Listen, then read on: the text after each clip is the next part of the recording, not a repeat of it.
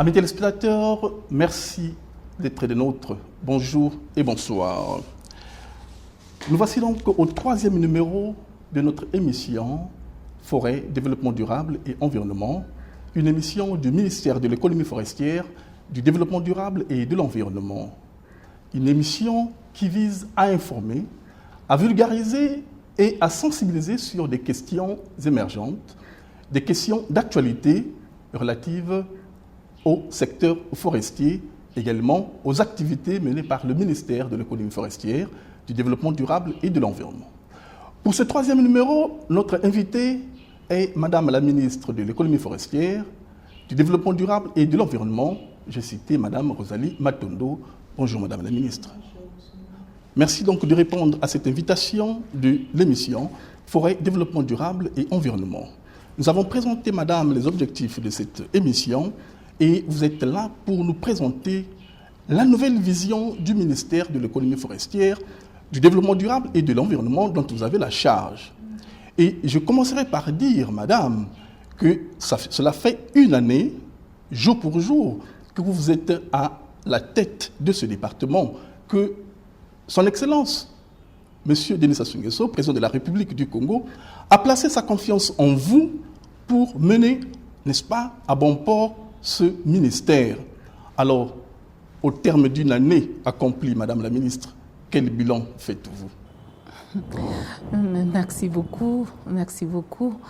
Alors, c'est dire d'abord toute ma reconnaissance à Son Excellence, Monsieur le Président de la République, pour cette confiance dont vous parlez si bien. Effectivement, c'est une grande responsabilité d'avoir un ministère aussi important pour notre pays, parce que, comme vous le savez, la ressource forestière est la 2e ressource économique de notre pays. Donc c'est un secteur très important. Et au vu aussi des enjeux aujourd'hui climatiques au niveau mondial, notre ministère est encore un ministère très important parce qu'il concerne un secteur sur lequel le monde entier fonde son espoir pour la lutte contre les effets liés au changement climatique. Donc pour nous, c'est un regard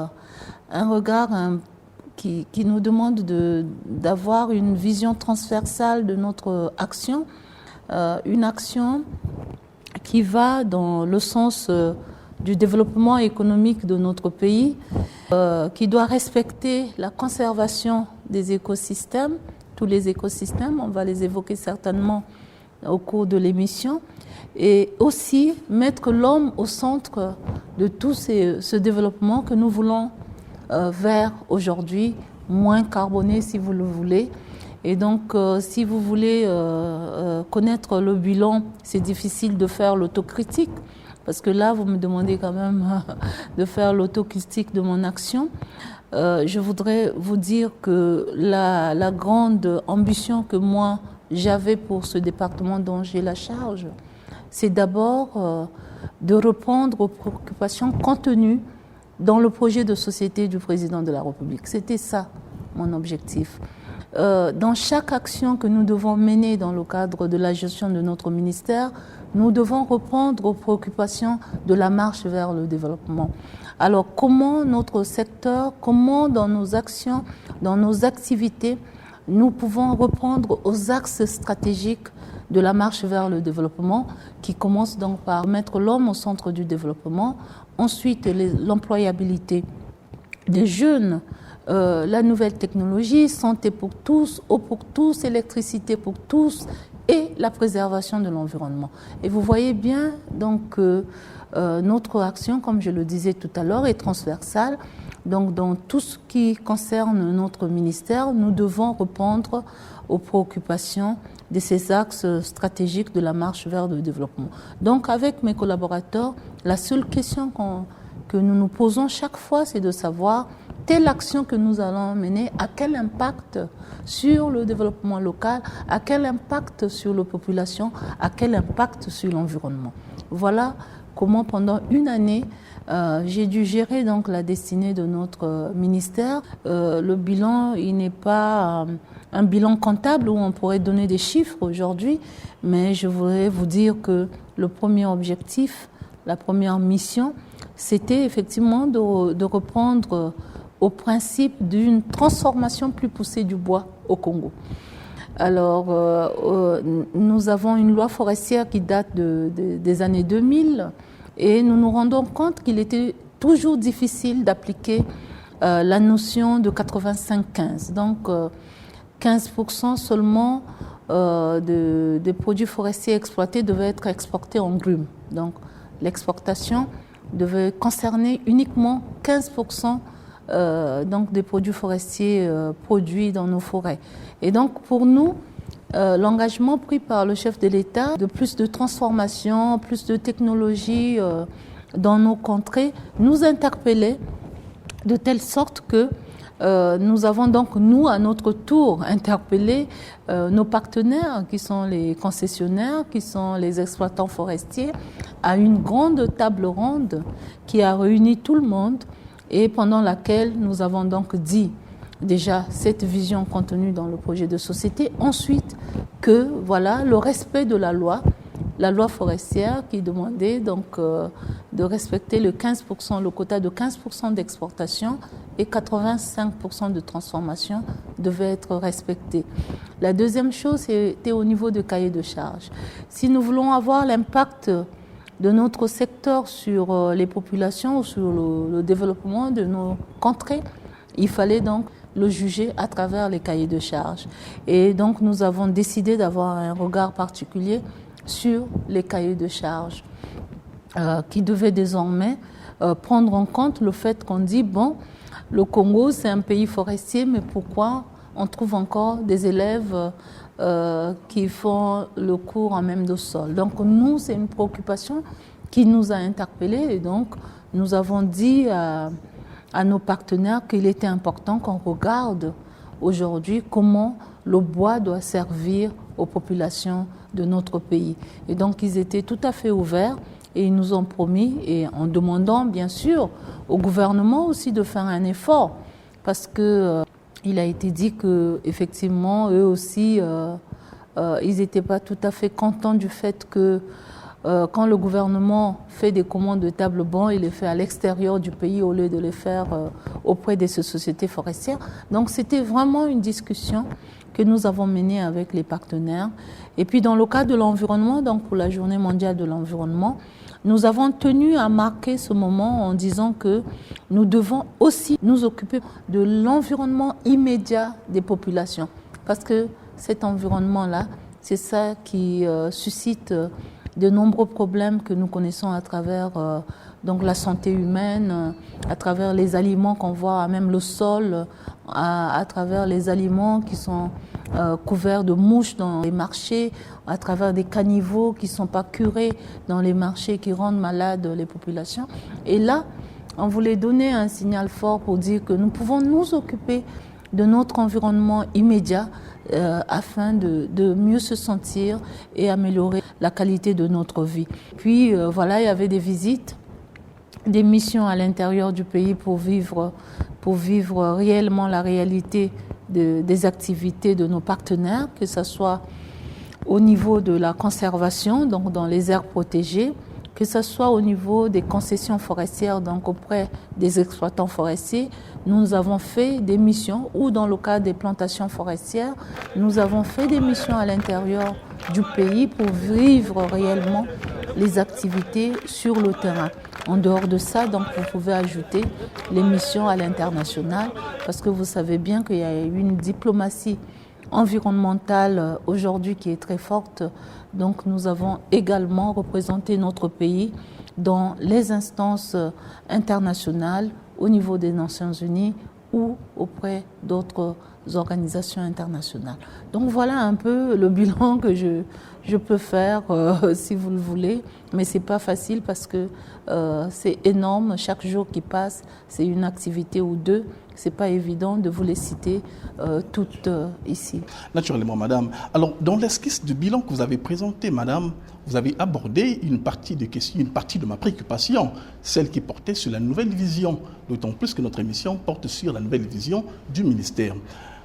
Parlant de cette nouvelle vision, l'on sait que vous l'avez imprimée, vous l'avez évoquée en octobre 2016 lors de la table ronde, et vous avez fait mention de cette table ronde, Madame la Ministre. Et là, en partie, je disais, vous avez évoqué les grandes mesures que vous avez annoncées. Mais pour un peu plus d'informations, est-ce que vous pourrez nous donner le condensé? Naturellement, vous l'avez donné, mais en fait, les points saillants qui vraiment ont été la motivation ou les motivations de la tenue de cette table ronde? Alors, il faut, M. Ngouma, déjà dire que le monde forestier est un monde fermé. Déjà, il faut l'avouer. Hein, nous, au niveau du monde forestier, on ne communique pas assez. Et du coup, alors moi, je suis cadre de ce ministère. Hein, et tout le temps, nous, en tant que cadre de ce ministère, ça nous faisait mal d'entendre dans les bus, dans les ruelles de notre pays, que voilà, finalement, les ressources financières du secteur bois, on ne les voit pas. Le Congolais moyen, c'est ce qu'il dit. Et ça, c'est quelque chose qui nous chagrine beaucoup. Et donc, nous, la première des choses que nous avons voulu faire à travers cette table ronde dont vous parlez pour imprimer la vision, c'est de dire à nos partenaires qu'aujourd'hui, nous avons besoin d'une transparence de la contribution du secteur forestier au budget de l'État. Qu'est-ce que cela veut dire? Cela veut dire que au niveau central, ici au ministère, c'est nous qui accueillons pour le ministère des Finances, par exemple, les chèques qui sont payés dans le cadre des taxes forestières. Mais les chèques sont destinés au trésor public. Au trésor public. Nous sommes juste un courroie de transmission vers le trésor public. Et ça, c'est facile à documenter, c'est facile à dire, c'est facile à démontrer. Mais de l'autre côté, nous avons des taxes comme des taxes douanières qui ne dépendent pas de nous. Vous savez que une grande partie de notre bois, donc je parlais de 15% pour ce qui est normal, mais vous devez savoir que c'est des quotas plus élevés que cela qui sont exportés vers l'extérieur, donc qui payent des taxes douanières. Et il y a d'autres produits forestiers aussi qui payent des taxes douanières. Et donc nous voulons la documentation de ces recettes-là aussi afin de pouvoir les publier. Nous avons toutes les taxes liées aux impôts. Vous savez que le secteur forestier est le deuxième secteur pourvoyeur d'emplois. Et donc là aussi, il y a des impôts qui sont payés, l'activité économique aussi paye des impôts. Donc tout cela demande quand même une coordination qui ferait qu'aujourd'hui on puisse savoir quelle est la contribution de notre secteur à l'économie nationale. Et pour cela, nous avons besoin des partenaires qui puissent publier ces données-là. Et donc voilà l'un des objectifs de la table ronde. Le deuxième objectif, comme je vous l'ai dit, il s'agissait donc du respect des engagements. Nous avons signé des conventions de partenariat avec ces sociétés forestières. Donc, il est évident que nous devons veiller au respect de ces conventions qui partent de l'aménagement des concessions forestières, qui partent du respect des quotas, comme je l'ai dit, je reviens toujours là-dessus, qui passent par le respect des cahiers de charges. Ce qui est important pour nous, ce sont les cahiers de charges parce que ça touche réellement la vie des populations. Et donc, la macroéconomie, ça c'est au niveau donc, de l'élite, mais les cahiers de charges sont négociés avec les populations. Il était important pour nous de mettre un accent là-dessus afin que les sociétés forestières respectent les engagements contenus dans les conventions d'exploitation. Il y a un autre volet qui nous intéresse beaucoup, c'est le reboisement. Nous savons bien que nous prélevons donc du bois de nos forêts, le bois que nous avons naturellement, mais aujourd'hui de plus en plus on parle de la conservation des écosystèmes avec de plus en plus des gens qui pensent qu'il faut laisser les forêts tropicales en cloche. Nous ne sommes pas d'accord avec ça parce que c'est une ressource et une ressource économique pour notre pays. Nous ne pouvons pas l'accepter. Mais nous avons une occasion donnée aussi par la nature parce que nous avons un climat favorable, nous avons des sols disponibles, nous avons une bonne pluviométrie. Et donc, tous ces paramètres peuvent nous permettre à créer des massifs forestiers artificiels à travers des plantations. Et ça, le Congo, on a la maîtrise que nous avons depuis les années 50 avec, comme vous le savez, le bouturage de l'eucalyptus, avec le clonage du limba, ainsi de suite. Donc nous avons cette compétence et donc nous pensons qu'avec ces sols que nous avons qui sont disponibles, nous pouvons demander à nos partenaires d'investir dans le reboisement ou sinon de nous aider aussi à financer le reboisement. Et comme cela, nous pouvons créer une ressource renouvelable qui est le bois de plantation qui peut alimenter les usines et qui peut aussi aider à des biens et services pour nos populations. Voilà. Il faut dire que, Madame la Ministre, vos ambitions sont énormes et elles se présentent substantiellement en termes de défis. Vous avez rappelé au tout début de cette émission que vous êtes cadre de cette maison, de ce département. Ça veut dire que les moyens techniques, vous en avez. Mais si l'on s'en tient à ce que l'on dit couramment, un homme, une mission, des moyens, est-ce que là, vous pouvez nous donner l'assurance, Madame la Ministre, que vous avez les moyens nécessaires pour parvenir au bout de vos ambitions? Il faut dire quand même que nous sommes dans un contexte économique difficile pour notre pays et son Excellence, Monsieur le chef de l'État l'a rappelé que c'est l'une des années les plus difficiles pour notre pays, cette récession due donc à la chute des prix du baril de pétrole. Mais ce qui est important, c'est d'abord l'homme. Je pense que si nous avons beaucoup de volonté, si nous mettons nos compétences au service de notre pays, avec le peu de moyens que nous pouvons avoir, nous pouvons arriver à faire des résultats et des résultats qui soient palpables et visibles. On peut également penser qu'en ayant beaucoup de moyens, on peut faire beaucoup de choses, mais je pense que c'est une combinaison des moyens humains et des moyens financiers qui peuvent faire qu'aujourd'hui, on puisse avoir des résultats qui soient des résultats visibles sur le terrain. Et n'oubliez pas encore aussi que notre secteur attire beaucoup de partenariats. Donc nous comptons beaucoup aussi sur les partenaires au développement, les partenaires financiers qui viennent. Parce que comme vous le savez, très souvent on a pris l'habitude de financer à 60-70% des études. Et finalement, les projets de développement ne portent pas leurs fruits parce que nous reprenons toujours des études. Et là, moi personnellement, je dis aux partenaires, si vous voulez aider le Congo, mettons 30% de financement des études et 70% dans le développement des projets. Et en renversant cette tendance, nous pensons que les projets auront plus d'impact sur le terrain. Voilà. Madame la Ministre, il faut dire que le 9 mars restera une date mémorable dans, n'est-ce pas, la mémoire du peuple du bassin du Congo. Car il me plaît de vous rappeler qu'à cette date, les pays membres du bassin du Congo ont signé le mémorandum portant création, mémorandum d'entente portant création du Fonds bleu.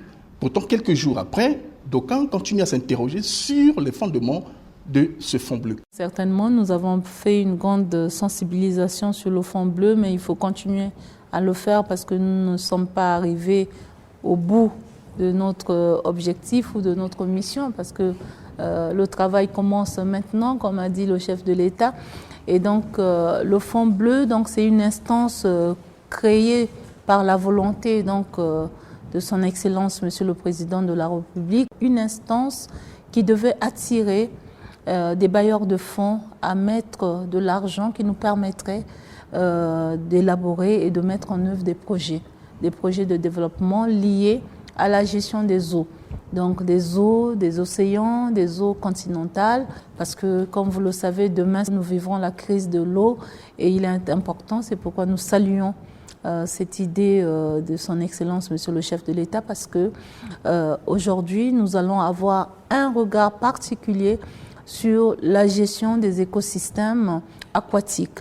Nous avons toute une économie qu'on appelle l'économie bleue que nous devons mettre en œuvre. Cette économie bleue donc suppose de valoriser la ressource en eau pour nous créer des biens et services tels que l'électricité, une agriculture moderne, de l'eau potable pour tous, aucun habitant dans le noir, donc c'est l'électricité pour tous, l'aquaculture avec la pisciculture et autres, et puis pourquoi pas aussi le tourisme, l'écotourisme, parce que nous avons des sites magnifiques dans notre pays et faire valoriser ces sites touristiques par des touristes qui viendraient pour visiter ou pour découvrir notre pays serait aussi un vrai projet. Donc le vrai souci que nous avons, je voulais dire, le vrai souci que nous avons, c'est de l'autre côté aussi, nous avons des problèmes avec les érosions côtières que nous avons avec la montée des eaux. Nous avons également des pollutions dues à l'exploitation pétrolière. Donc tout cela, c'est un tout que nous devons mettre ensemble. Donc ce fonds concerne plusieurs ministères. Donc il y a le ministère des Transports, par exemple, pour la navigabilité de nos cours d'eau entre les pays aussi. Donc ça peut être aussi une occasion pour un transport interrégional ou bien même régional. Et nous avons par exemple les projets d'hydroélectricité, les hydroliennes que nous pouvons promouvoir. Nous savons aussi que nous avons des populations qui vivent de la pêche et donc nous devons aussi là aussi apporter des compétences. Donc ça concerne plusieurs ministères et plusieurs pays, 12 pays, avec le Maroc qui s'est ajouté comme président de la COP 22. Donc ça fait 13 pays qui doivent signer donc ce mémorandum d'entente pour la mise en œuvre, donc comme je le disais, des projets de développement. Voilà. Madame, vous avez mentionné tout à l'heure que la prochaine crise portera sur l'eau. Et dans le bassin du Congo, les pays du bassin du Congo que nous avons mentionnés, il y a un pays qui est dans un flottement qui attire l'attention de tout le monde. C'est le Tchad, avec le lac Tchad. Et d'aucuns continuent à s'interroger. Est-ce une manière d'apporter la solution au lac Tchad? Déjà, c'est vous dire que le Tchad appartient aux 10 pays du bassin du Congo. Donc, il n'y a pas de souci là-dessus. Les pays que nous avons cooptés, si je peux appeler comme ça, ce sont la Tanzanie et la Zambie. Et le problème du lac Tchad, c'est un problème énorme pour notre continent, pour cette partie de l'Afrique. Et nous réfléchissons tous sur l'avenir du lac Tchad. Et puis d'aucuns donc pensaient que la solution devait venir donc des cours d'eau du bassin du Congo, notamment l'Ubangi. Mais là aussi, il y a des recherches qui se font. Il y a des chercheurs qui se prononcent et qui pensent que ça serait dangereux donc d'orienter les eaux de l'Ubangi vers le lac Tchad parce que ça perturberait donc le débit du fleuve Congo. Donc tout ça, c'est une question de recherche. Ce qui est important, c'est que le problème soit posé aujourd'hui et nous comptons beaucoup sur les chercheurs pour trouver une solution qui va permettre de sauver ce lac Tchad, ce lac qui intéresse beaucoup de monde et dont dépend une grande partie de la population de notre pays frère, le Tchad. Voilà. Madame, là nous parlons de l'eau et nous savons que ce ministère au départ portait l'appellation de eau et forêt. Et on sait aussi pendant longtemps que la particule forêt a été beaucoup plus mise en valeur au détriment de la particule eau.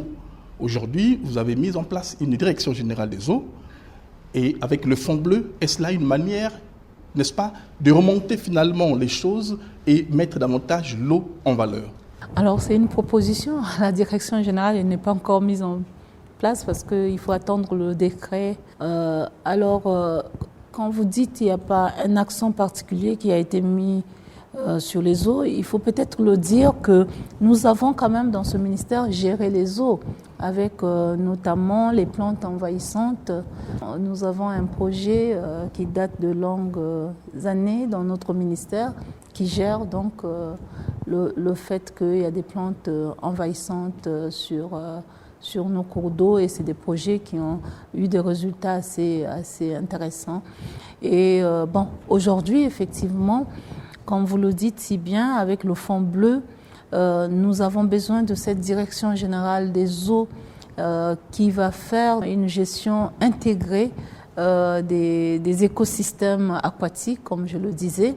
Il n'y a pas que les eaux continentales, mais nous venons là de passer deux grandes réunions, une réunion à Abidjan et une autre à Pointe-Noire. Une réunion, donc c'est la COP 12 de la Convention d'Abidjan qui s'occupe donc de la zone côtière d'Afrique, donc l'Afrique de l'Ouest, l'Afrique centrale et l'Afrique du Sud. Là aussi, on parle de l'économie bleue, on parle d'une gestion intégrée donc des eaux, des océans et des mers. Et puis, nous, au niveau de notre pays, donc, c'est regarder comment nous pouvons créer une dynamique avec tous les acteurs qui évoluent sur notre côte. Je peux citer, donc, vous savez bien que nous avons de l'exploitation pétrolière, nous avons une pêche qui se fait, une pêche industrielle, une pêche aussi artisanale. Il faut retenir que nous avons une côte qui attire l'une des tortues qui est devenue une espèce menacée dans le monde, qui est la tortue marine, la tortue luth, qui vient pondre sur les côtes du Congo. Donc il y a des zones de conservation. Nous devons veiller à ces zones de conservation. Donc d'où l'idée pour nous de créer une aire marine protégée. Et donc tout cela fait que, partant de la lagune de Kokwati-Douli vers ce parc national qui chute sur la mer, que nous partageons avec le Gabon, la vision aujourd'hui est de mettre ensemble tous ces acteurs afin que nous puissions faire une gestion intégrée donc, de cet écosystème. Et voilà, il y a même un projet en gestation que je voudrais peut-être vous donner la primeur. On parle d'un projet Congo marin. Donc Congo marin que nous allons lancer avec tous ces partenaires, tous ces ministères que j'ai évoqués ici, pour que effectivement nous ayons une gestion intégrée de cet écosystème.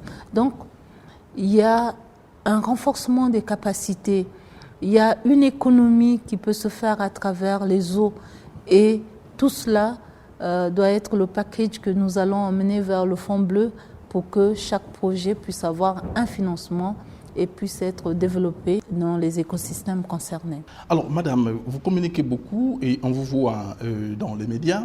Quelle est finalement, à côté de cette communication traditionnelle, quelle est la place de la communication digitale dans votre ministère?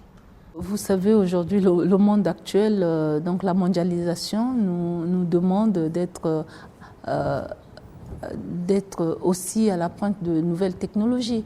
Donc pour nous, c'est important d'utiliser cette technologie pour échanger déjà avec les communautés. Donc pour nous, on a une direction de la communication et de la valorisation, donc qui devait mettre à la disposition donc de nos populations. Moi, je voudrais que nos messages puissent atteindre pas seulement les élites, mais également une grande majorité de notre population, afin qu'ils comprennent déjà qu'est-ce que c'est que notre ministère. C'est le but donc des émissions que nous faisons avec vous. La deuxième chose, c'est de comprendre nos activités. Pourquoi nous faisons ces activités-là?